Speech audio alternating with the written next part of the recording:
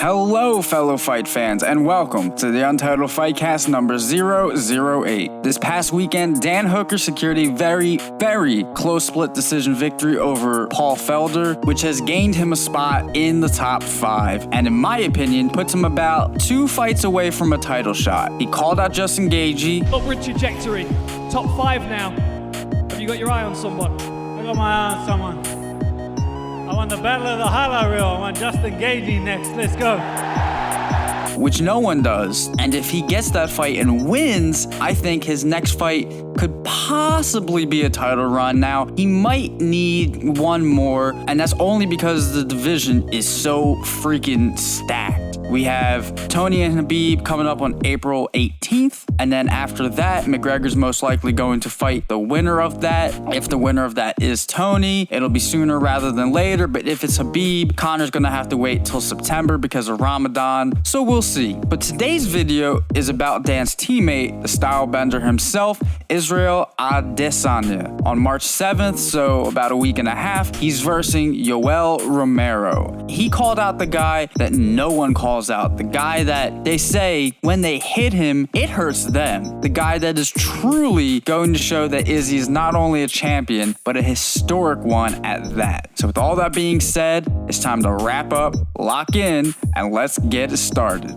So, let's talk about YOEL Romero. He's coming off a 2-fight losing streak where both times people say, including me, I'm people, that he very well should have won those decisions. Now, the one against Paulo Costa was very close, and I can understand how that could have gone either way, but I personally think it should have gone to Romero. But the second fight against Robert Whittaker, I'm just so surprised that Robert got that W. And yes, YOEL missed weight, so it's not like the belt was on the line anymore, and hopefully he doesn't miss weight. Izzy has said that if he misses weight, he's most likely going to get a replacement in, whether it's Jared Cannonier, who lost his date with Robert Whittaker because Robert had to pull out, or Darren Till, who I personally think should maybe get another fight in before he gets a title run because he versed Kevin Gastelum and it wasn't exactly an amazing performance, whereas Kevin versus Adesanya was fight of the year, hands down. I mean, he took it to Izzy, and without Darren really putting on an amazing performance against someone who's arguably given Adesanya the hardest fight of his career so far, I don't know. I think it just won't be the same kind of fight. If he beats YOEL, and I say if, I have all the confidence in the world that he will, this is where the historic title run, for me, I think really starts, because while the fight against Kevin, yes, was fight of the year, and is where he truly got the belt, his fight against Robert was technically where he officially got the undisputed belt, because the belt before that was the interim champion, but let's be honest, and Izzy has said this himself, that was really his first title defense, and he got Robert out of there in a round and a half. So, I mean, come on, it wasn't exactly an epic fight. It was awesome, and I was very excited and very happy that he won, but it's not the epic fight that I think we're going to see on March 7th. Back to YOEL, though, he's just not a normal dude. Joe Rogan's called him a freak of nature. Like I said earlier, fighters that have fought him have said that when they hit him, their hands, their shins, it hurts. It hurts to hit this guy. I mean, he's 43 and did a goddamn back handspring into a flip at the press conference. And no offense, Izzy, you did take the L in that dance off. But I think that's just because, I mean, who the hell expected that man to do that? And in jeans, nonetheless. Take it from someone who used to do parkour. You just don't do stuff like that in jeans. I'm surprised he didn't rip something or whatever. The thing I like about this matchup, though, is that YOEL has a very strange style. He kind of just chills, he's kind of wibbly wobbly with his movements, and then he just explodes. And this man has some serious power. Adesanya has amazing defense, and I've said this in the previous video. Despite his amazing defense, he has taken shots. Again, look back to the Kevin Gastelum fight. I don't think that he can take a shot from YOEL if it lands clean. It's just his defense has to be so more on point than it's ever been before. Now, to be fair, Israel knows about YOEL's style, and he's planning for this. YOEL is also, hands down, the best wrestler that Izzy has faced to date, and Izzy knows that too. And people keep doubting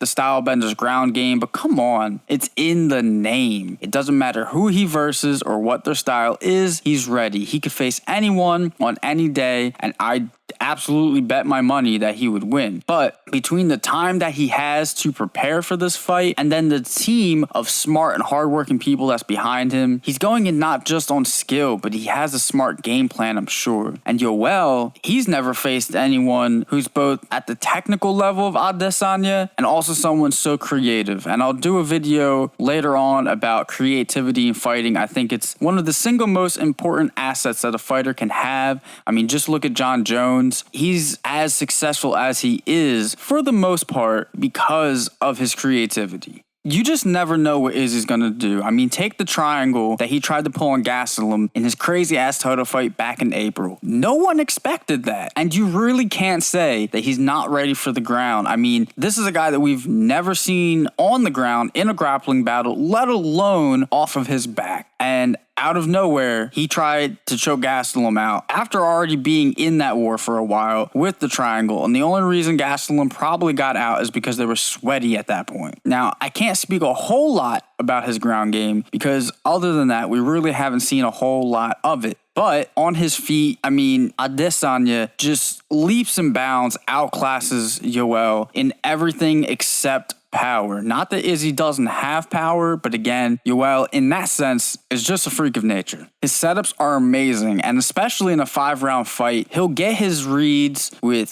feints and throwing out strikes that are maybe not 100% in the beginning. But that being said, if Izzy sees and feels that opening, you can bet that he'll take it. There's a reason that he got Robert out of there in a round and a half. And really basically 1 round, but he got saved by the bell. Like he always says, he doesn't throw in hope, he aims and fires. He's not going to rush the finish, but he will take the opportunity when it presents itself, and he will put in the work to create those openings. He never forces the finish, but he works to create those openings. And when he has someone hurt, he doesn't just start raining strikes on his opponent like most people do. Take McGregor's recent run through Cowboy Cerrone. When he had him hurt, he very easily could have just started throwing crazy strikes, and yes, the fight still probably would have been stopped. But since he knew Cowboy was very good on the ground, off his back, has submissions, he chose his shots wisely to make sure he continued to do damage to get him out of there. And that's what Izzy does. Because Izzy knows that when his opponent is hurt, their defense is going to be even worse than it already is. Those openings are going to be more numerous. He's going to find those openings, and he's going to hit basically every one. So with all that being said, and like I said earlier, I have zero doubts in my mind that Adesanya can take home yet another W and return to City Kickboxing in New Zealand with the belt for the 3rd time. Next up, and this is not speculation, is Paulo Costa, and I am very excited for that fight. That's the fight that was supposed to come before this fight. But even though Izzy is the one that has openly said that Paulo is the next fight, he's 110% focused on this fight with Romero, and he is not looking past him for a second. Let me know in the comments below what your most anticipated fight is coming up in the next couple months. If that's Khabib and Tony, go for it, but we're definitely going to do a video on that. If there's any other fights that you want me to do a video, let me know. If you want to get notified when the next video is up, ring the ding dong below, subscribe, all that good stuff, and I will see you in next week's video.